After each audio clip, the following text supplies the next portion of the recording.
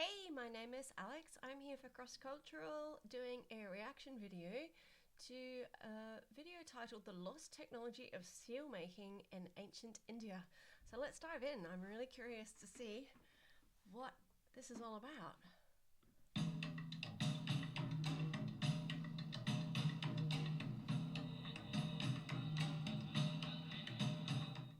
During the Wars of the Crusades, the European Crusaders encountered the West Asians, especially the Persians. The swords of the Persians were incredibly strong and unusually sharp. Not just the Persians, but the swords of the West Asians were very famous for its sharpness and strength. Most of them were forged in the area of Damascus in Syria and hence called as Damascus steel. The history of these weapons is much deeper.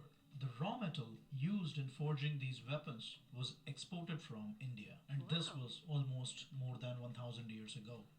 This raw metal is actually an alloy called as the wood steel, native to the southern part of India since thousands of years. The Wow. name woods is derived from ukku, which means a material that is of incredible strength. In almost all southern Indian languages today, the same word ukku is used for steel in different pronunciations. Wow. Wood steel has a distinctive wave patterns blended into the metal, and it has very special properties.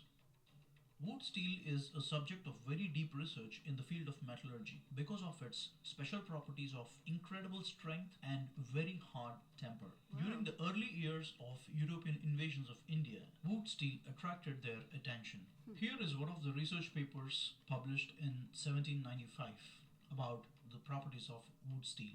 And you can read it says that wood steel is so hard that it can be used for cutting the iron on a lathe machine, cutting stones, Wow. chisels, making rifles, and for every purpose where we need excessive hardness.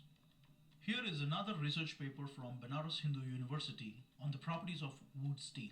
As you can read, there have been archaeological evidences about the export of wood steel from Persia and eventually to the European nations. This white paper goes on explaining about the metallurgy in ancient India. However, unfortunately, the process of cooking such an alloy is just lost in time.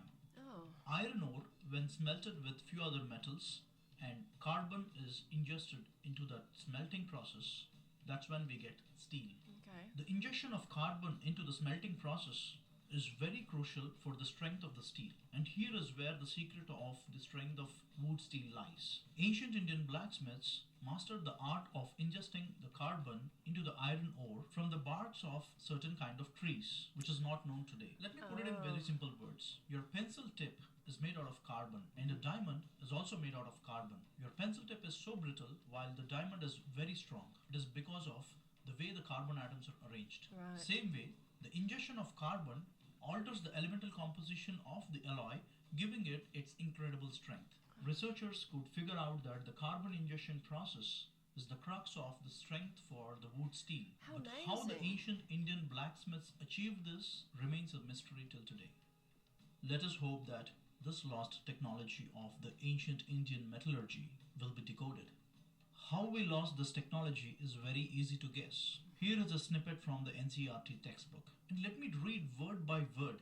Indian wood steel fascinated European scientists. Michael Faraday, the legendary scientist and discoverer of electricity and electromagnetism, spent 4 years studying the properties of Indian wood steel in 1818. However, the wood steel making process, which was so widely known in the southern part of India, was completely lost by the mid 19th century. The swords and the armor making industry died with the conquest of India by the British, Oh. and the imports of iron and steel from England displaced the iron and steel produced by the craft. That is a real tragedy. I mean, I'm a I'm kind of lost for words there. It just colonialism in all its forms was just so brutal, and I mean, it wasn't just the British taking over and colonizing countries either. It was also the French and Portuguese and the Dutch, and the Spanish. It just and how mindless and stupid of the British to do that as well, because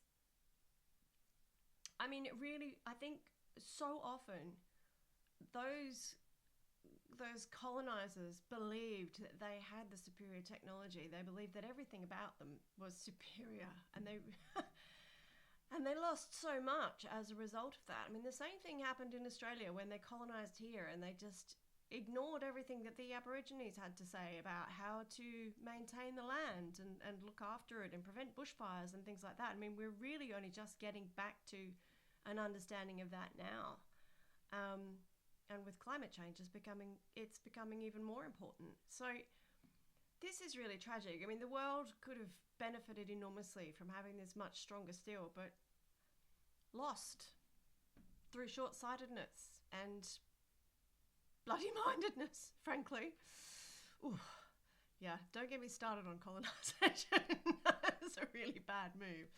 Let's watch the rest of the video. People in India. If I say to myself that British brought railways to India, then I should call myself an idiot.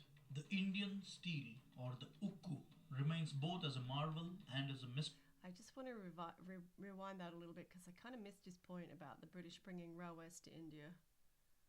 By the craftspeople in India. If I say to myself that British brought railways to India, then I should call myself an idiot. The Indian steel, or the ukku, remains both as a marvel and as a mystery of the great Indian metallurgy forever.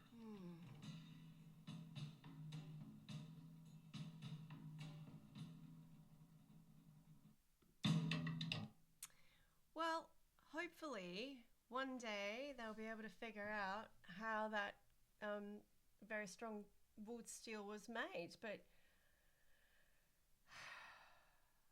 I mean, I suppose in a way it surprises me that it's been lost, but in a way also it doesn't.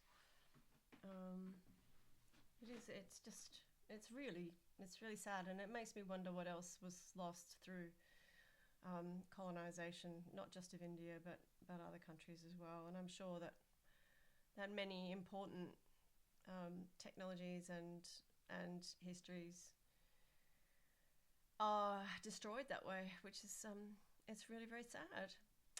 So that was a very interesting video to watch, very thought-provoking. And it looks like that steel was also really beautiful. I think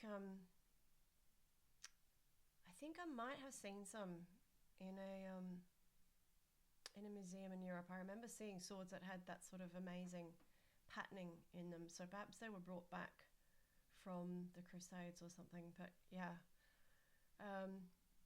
really interesting. I love that one.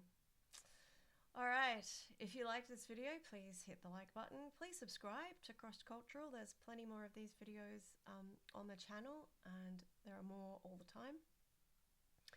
Also, please share with your friends if you liked it, and I will see you again very soon on Crossed Cultural. Until then, take care.